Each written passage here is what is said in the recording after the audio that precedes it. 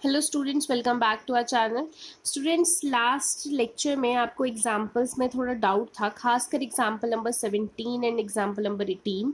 तो मैं ये एग्जांपल्स दो डाउट्स क्लियर कर देती हूँ आपके।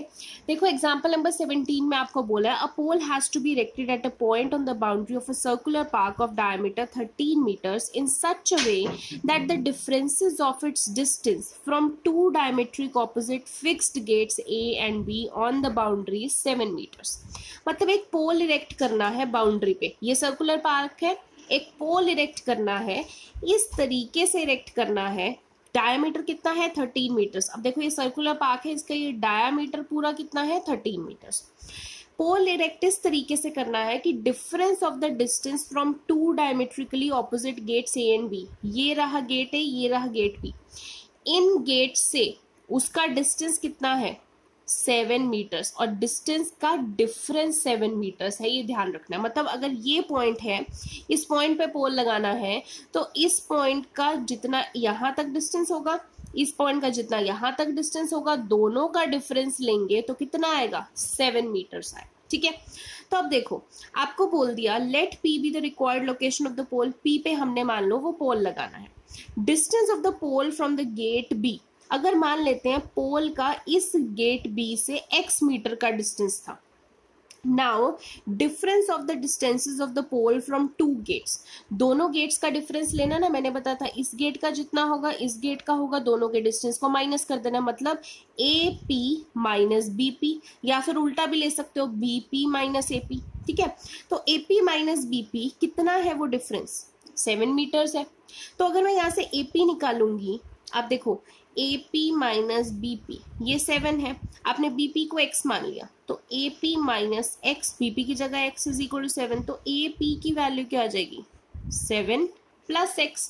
तो यहाँ पे ए पी की वैल्यू क्या आ गई 7 प्लस एक्स। ठीक है, अब देखो ये आपका सर्कल है, सर्कल का ये डायामीटर है। आपने 9th क्लास में किया था, एक प्रॉपर्टी की थी कि angle in a semi circle is 90 degree.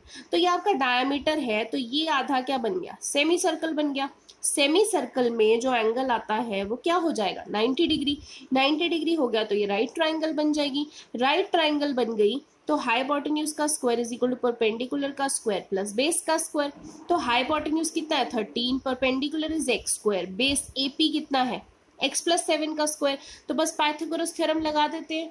तो आपको देखो यहाँ पे एंगल एपी भी 90, यहाँ पे y पूछा है तो मैंने आपको रीजन बता दिया, because angle in a semi circle is 90 degree. तो यहाँ पे AP square plus PB square A B square, AP कितना था x प्लस 7 का square, BP x square, A B 13 का स्क्वायर। तो यहाँ पे A plus B whole square लगा दोगे, A square plus B square plus 2ab plus x square 13 का स्क्वायर 169। इसको जब आप इक्वेशन को सॉल्व करोगे तो 2x square plus 14x minus 120 is equal to 0। ज्यादा ही है, इस पूरे इक्वेशन को 2 से डिवाइड कर दो तो x square plus 7x minus 60 is equal to 0।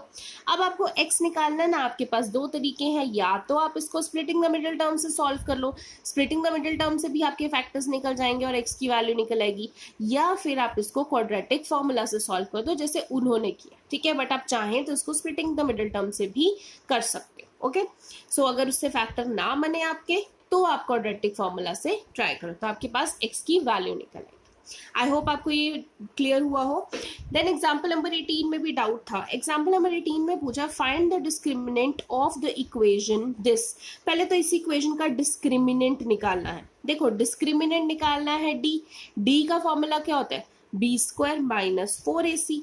अब b की वैल्यू क्या है, जो x के साथ होता है क्या है -2 डाल दिया, उसका स्क्वायर -4 डाल दिया। a की वैल्यू जो x स्क्वायर के साथ है कितना है 3 इंटू c की वैल्यू जो कांस्टेंट है 1/3। अब देखो, इन्होंने इस इक्वेशन को ना पहले सिंप्लीफाई नहीं किया, इन्होंने नहीं किया तो कोई बात नहीं, ऐसे भी बिना किए भी कर सकते हैं। तो अगर आप सिंप्लीफाई करना चाहते हो तो नीचे एलसीएम लेके कर सकते हो, अदरवाइज ऐसे ही रहने दो जैसे छोड़ा हुआ है इन्होंने।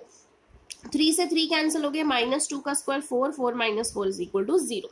अब उन्होंने बोला है नेचर ऑफ इट्स रूट्स बताओ। अब d की वैल्यू तो 0 आ गई, जब d 0 होता है तो नेचर ऑफ रूट क्या कहती है कि d इज इक्वल टू 0, तो इट हैज 2 इक्वल रूट्स, तो इक्वेशन हैज 2 इक्वल रूट्स। अब 2 इक्वल रूट्स आएंगी तो वो कहाँ से निकलेंगी, find them if they are real, तो रियल तो है, 2 इक्वल रियल रूट्स तो आ गई हैं क्योंकि d की वैल्यू क्या है 0। उसके बाद मैंने आपको लिखवाया भी था कि अगर d 0 हो तो इक्वल रूट्स कैसे निकलती हैं, माइनस बी अपॉन 2a वाले फॉर्मूला से। तो x की वैल्यू क्या होगी, माइनस बी अपॉन 2a, तो माइनस बी क्या है -2, माइनस इंटू -2 तो +2 हो जाएगा, अपॉन 2a की वैल्यू क्या है 3, तो 2 इंटू 3 6, तो 2/6 कैंसिल होके क्या बन जाएगा 1/3।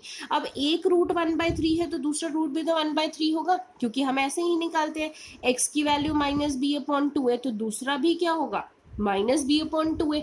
इक्वल रूट्स के फॉर्मूला में मैंने आपको लिखवाया था, तो बस आपकी दोनों रूट्स क्या आ गई 1/3। ठीक है, सो आई होप आपको ये दोनों एग्जाम्पल्स क्लियर हुए हों। अब आपके पास आज के लिए होमवर्क ये है कि एक तो आपने ये दोनों एग्जाम्पल्स करने हैं, example number 17 and example number 18, और एग्जाम्पल नंबर 16 भी आप करेंगे, 16 17 18 एग्जाम्पल आपने करनी है। प्लस आपको मैं कुछ क्वेश्चंस दे रही हूँ करने के लिए, वो आप एक्स्ट्रा क्वेश्चन समझ के ही सही आपको उनको ट्राई करना है, जो डाउट्स होंगे वो मेरे को पूछने हैं ताकि मैं उनको नेक्स्ट लेक्चर में क्लियर कर दूँ, फिर मैं और एक्स्ट्रा क्वेश्चंस कल आपको करवाऊंगी। आज के लिए इतना ही, थैंक यू सो मच।